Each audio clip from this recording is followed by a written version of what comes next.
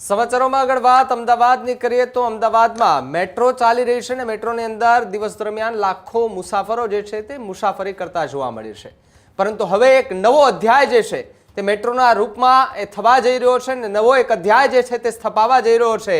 CM Bhupendra Patel કે જેમના હસ્તે એક જે કહેવાય ને કે સપના સાકાર કરતી મેટ્રો જે છે તેમને લઈને એક પ્લાન્ટમાંથી કોચનું એક લોકાર્પણ કરવામાં આવ્યું છે, એક પ્લાન્ટ લોન્ચ કરવામાં આવ્યો છે। ત્યારે અમદાવાદથી મોટા સમાચાર કે અમદાવાદને પ્રથમ વખત સ્વદેશી મેટ્રો ટ્રેન જે છે તે મળવા જઈ રહી છે। મેક ઇન ઇન્ડિયાના સપનાને સાકાર કરતી મેટ્રો ટ્રેન જે છે તે અમદાવાદને મળવા જઈ રહી છે।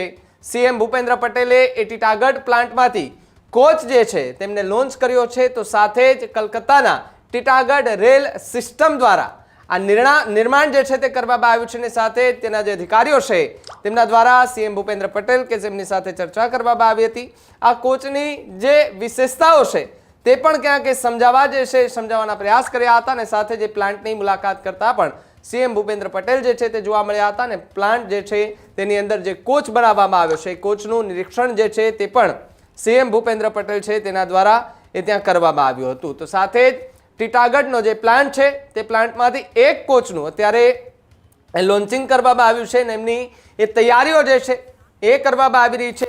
તો સાથે જ ત્યાં મોટી સંખ્યામાં એ અધિકારીઓ હતા કે ત્યાં સ્પીચ આપી રહ્યા હતા અને એ વિશેષ જે કોચ છે એ કોચની વિશેષતાઓ જે છે તે સમજાવતા જોવા મળ્યા।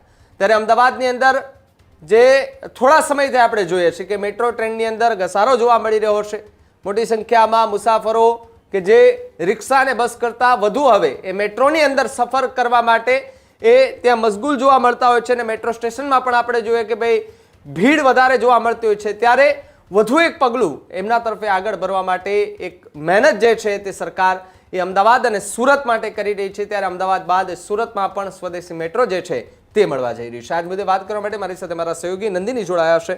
નંદિની જે છે જે રીતે વાત કરવામાં આવે તો કલકત્તાના ટીટાગઢ રેલ સિસ્ટમ દ્વારા નિર્માણ કરેલા એક કોચનું અત્યારે એ લોકાર્પણ કરવામાં આવ્યું છે, રિબિન કાપવામાં આવ્યું છે સીએમ ભૂપેન્દ્ર પટેલ કે જેમના હસ્તે એ કોચનું નિરીક્ષણ કરવામાં આવ્યું છે। શું વધુ વિગતો મળી રહી છે?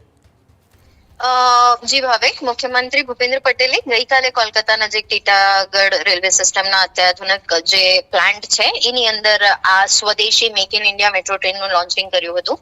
આ ટ્રેન ગુજરાતની સાંસ્કૃતિક ભાવનાને પ્રતિબંધિત કરતી છે અને અત્યાધુનિક અને આત્મનિર્ભર ભારતનું આ એક પ્રતીક છે। અમદાવાદની સંસ્કૃતિ અને પરંપરાને દેખાડવી આ ઓટોમેટેડ અને ડ્રાઈવરલેસ ટ્રેન ટૂંક સમયમાં જ અમદાવાદમાં પણ દોડતી નજરે પડશે તમને।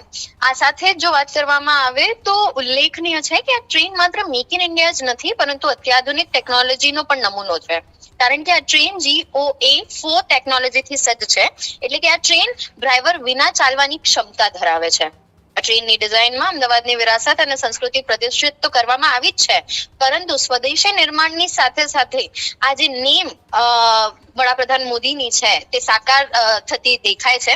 આ સાથે આ અવસરે મુખ્યમંત્રી ભૂપેન્દ્ર પટેલે જણાવ્યું હતું કે મેટ્રોની સુવિધાથી અમદાવાદમાં ટ્રાફિકનું ભારણ ઘટશે। જે આપણે દરરોજ જોઈ જ રહ્યા છે કે જે રીતની ટ્રાફિકની સમસ્યાઓ અમદાવાદમાં છે તેને લગતું હવે લોકો પબ્લિક ટ્રાન્સપોર્ટ તરફ આગળ વધી રહ્યા છે અને આ એક એનું ઉત્તમ ઉદાહરણ રહેશે। હાલ દરરોજ 1.6 લાખથી વધુ લોકો મેટ્રોમાં મુસાફરી કરી રહ્યા છે। હવે ધીમે ધીમે ફેઝ 1 ની સાથે ફેઝ 2 પણ કાર્યરત છે। તો આ જે ટ્રેન છે એ સ્પેસિફિકલી અમદાવાદ મેટ્રોના ફેઝ 2 ના 21 કિલોમીટરના રૂટ પર દોડશે। આમાં આ સાથે સાથે વાત કરવામાં આવે કે આગામી સમયમાં આ જ પ્રકારની ટ્રેન સુરતને પણ આપવામાં આવશે ભેટ તરીકે અને તેનું પ્રશિક્ષણ અને પરીક્ષણ બંને વસ્તુઓ થઈ જ રહી છે। આ સાથે સાથે GMRCL દ્વારા કુલ 10 ટ્રેનોનો ઓર્ડર આપવામાં આવ્યો છે અને એમાંથી પ્રથમ ટ્રેન અમદાવાદને મળશે અને પ્રથમ ટ્રેન ટૂંક સમયમાં અમદાવાદના જે મેટ્રો ટ્રેક્સ છે એના પર જોવા મળશે। જી ભાવેક। જી નંદિની, ખૂબ ખૂબ આભાર જોડાવા બદલ અને માહિતી બદલ। તો જે રીતે અમદાવાદની અંદર એ મેટ્રોમાં વધુ એક જે છે તે અધ્યાય છપાવા જઈ રહ્યો છે અને સાથે જ સીએમ ભૂપેન્દ્ર પટેલ કે જેમણે ટીટાગઢ એ રેલ સિસ્ટમ છે ત્યાંથી એક કોચનું લોકાર્પણ કર્યું છે, રિબિન કાપી છે અને એમનું એ નિરીક્ષણ કરતા પણ જે છે તે જોવા મળ્યા છે। ત્યારે હવે જોવાનું રહ્યું કે આગામી સમયમાં આ મેટ્રો જે છે તે નવા રંગરૂપ સાથે અમદાવાદ અને સુરતને મળવા જઈ રહી છે।